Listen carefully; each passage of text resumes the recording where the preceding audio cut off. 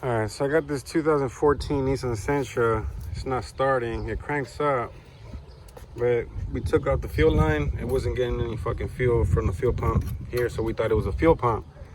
So we took out the fuel pump, but I just tested it with the battery, hooked up the 12 volt, and the pump works. Watch, I'm gonna show you right now.